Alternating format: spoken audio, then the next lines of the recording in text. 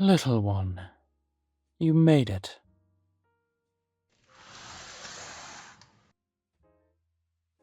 I'm so glad you decided to come out tonight. I wanted to say thank you.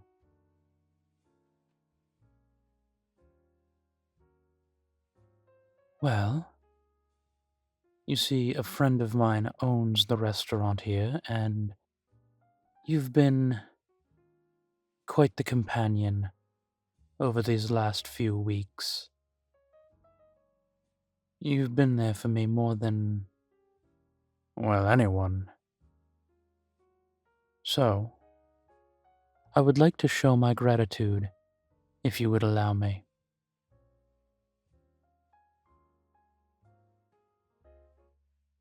Wonderful. Well then, if you would join me, I have a private table reserved for us.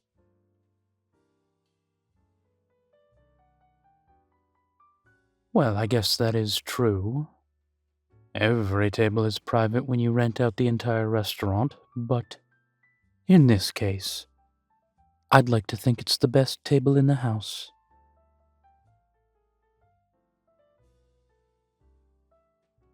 May I get your chair?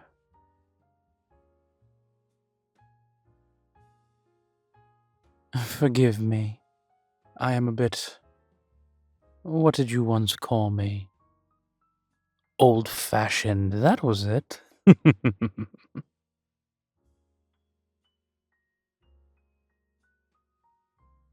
Oh, now. I don't mean that to be rude. I am old-fashioned. I make no qualms about it.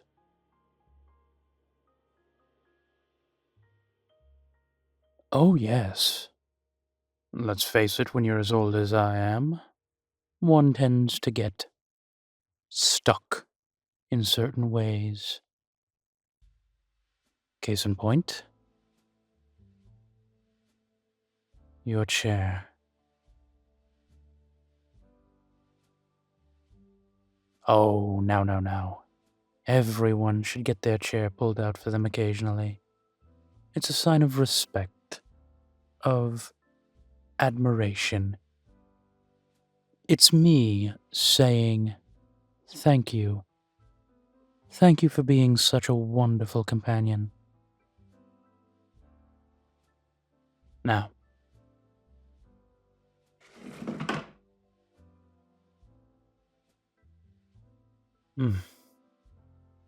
I hope you don't mind, but I took the liberty tonight of picking a few things for us. The wine, a few appetizers. Dinner, of course, is completely up to you, but...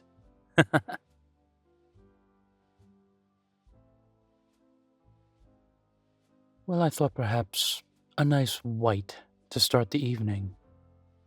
This is a Riesling I am particularly fond of.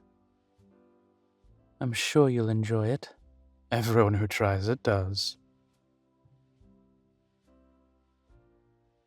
To your continued good health, my dear friend.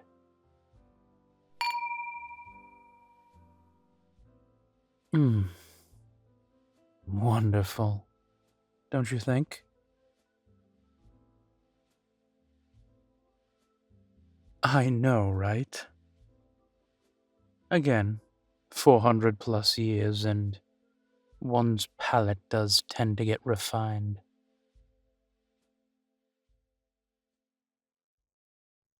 Oh yes, 476 at last count. I'm quite old.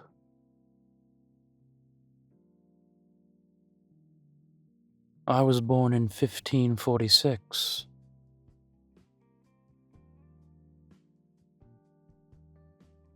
When I was first born, the ox cart was the preferred method of travel. I do have to admit, the modern age with cars and planes, it does sometimes boggle me, but things are better. so I do not really mind. Oh, goodness, yes. Medicine, food, art, culture. I've lived through enough of it, believe it or not. Most people who tell you things were better back and then give you an error, they don't know what they're talking about.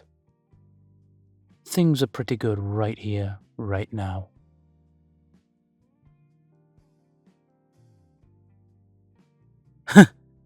Please, back when I was a boy, we were dealing with outbreaks of the plague. There was no treatment. Either you survived or you didn't.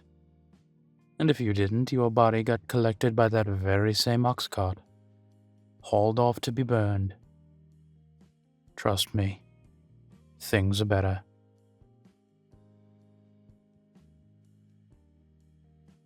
Where was I born, huh? No one's ever asked me that before.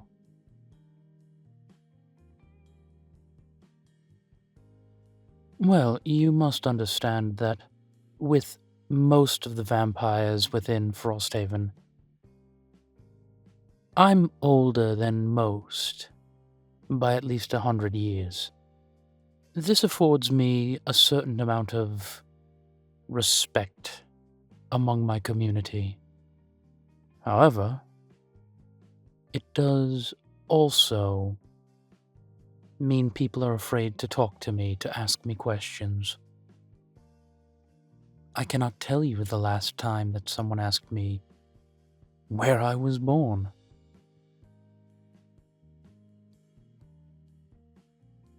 No, it's a fair question and one I'd be happy to answer, but I'm taken aback a little bit. That's all.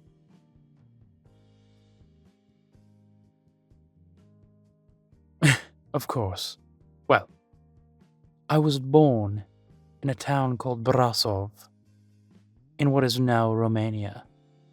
Though, back then it was part of the Transylvanian kingdom, just south of the Carpathian Mountains. It was taken over by one form or another. Invading armies like to make sport of my town. We tended to get along quite well. That was until one army came to town.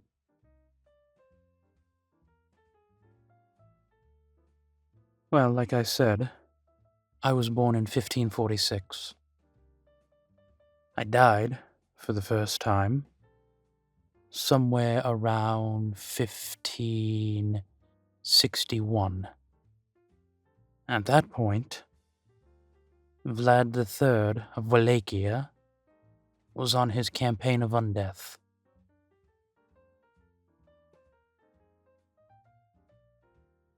Oh, yes, that Vlad. Vlad Tepes, Dracula, as modern pop culture would call him.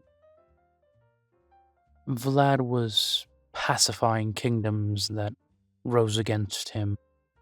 Wallachia, Transylvania, Romania, pretty much any Slavic kingdom that pissed him off, he went after.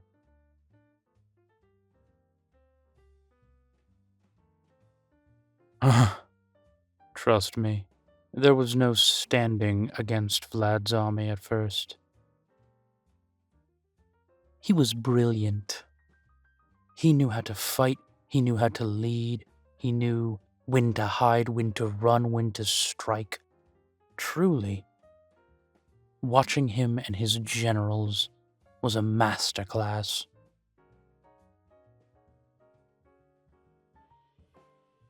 Well, they came to our town, and, as with every invading army, once the guards were dead, whatever military detachment we might have disposed of, we surrendered.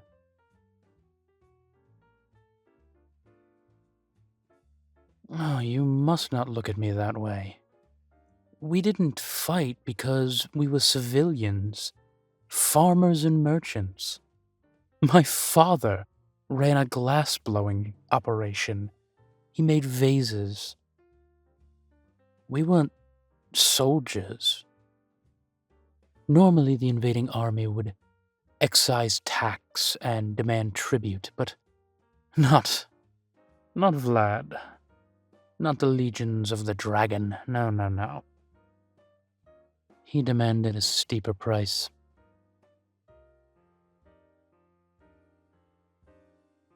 200 of Brasov's youngest.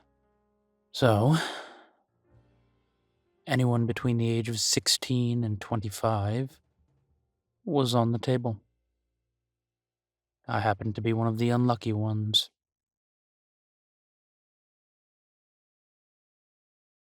No, no, no, no, no, no. I was not turned by Vlad himself. That is not an honor I get to claim.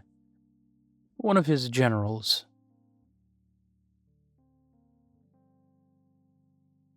Oh, she was fierce and wild. Damn near ripped my head off when she turned me. But then she took me under her wing, trained me, made me what I am.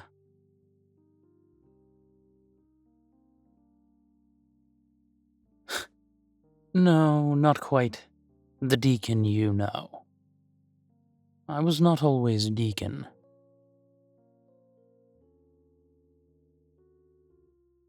She made me Ivan the Brutal.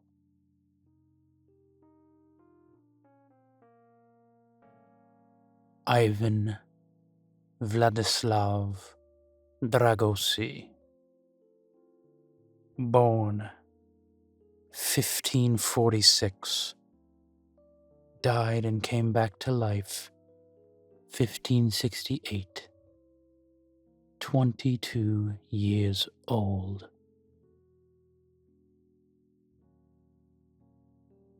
And here I am. Still 22 in body, but much older in spirit.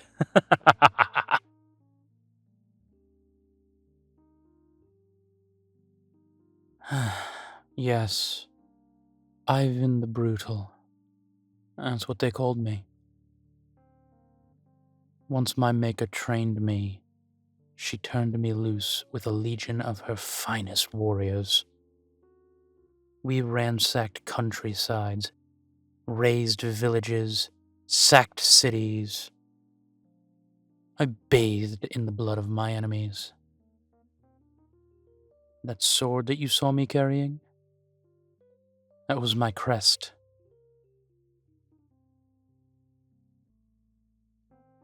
The blooded sword of Dragosi. If you saw that coming over a hill, you knew you were done for.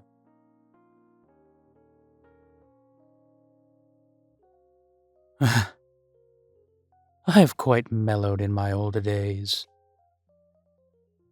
I'm not nearly as maniacal as I once was. Things changed. I became more relaxed. And after a while, I learned how to be the Deacon you see today.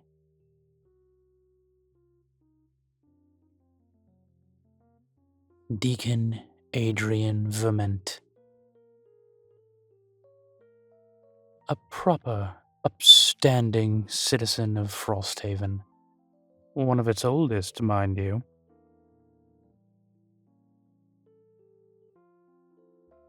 Oh yes, one of its oldest. I believe that wanderer fellow who runs the way station, he and Connor are the only two older than me, but... I mean, Wanderer's older than everybody by quite a bit.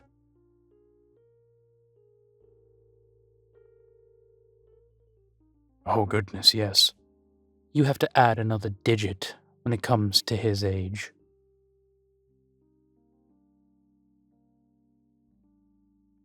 Oh, don't get me wrong. Good fellow. Hell of a card player. But not without his secrets that make him very Frosthaven. But, again, this is meant to be a dinner celebrating you and all you've done for me. Not to bring up my bloody past.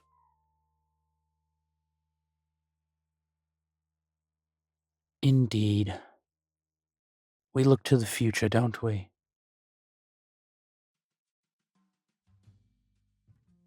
Perhaps a grimmer future of these past few weeks, but this Hunter situation will be resolved. I heard from Connor recently. He's already furious. Apparently, he interrupted a writing lesson of his. Connor was none too happy about that.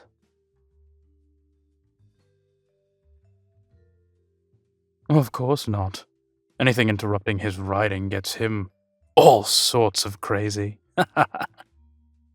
This Tobin fellow is making mistakes, and it's only a matter of time before he slips up. And when he does, we'll be the ones to bring him down. So don't worry about him just yet. Instead, worry that our first course is arriving. And this is guaranteed to be a delicious, long night. So join me in drinking and eating up. Oh, don't worry. I'm not biting. At least not yet.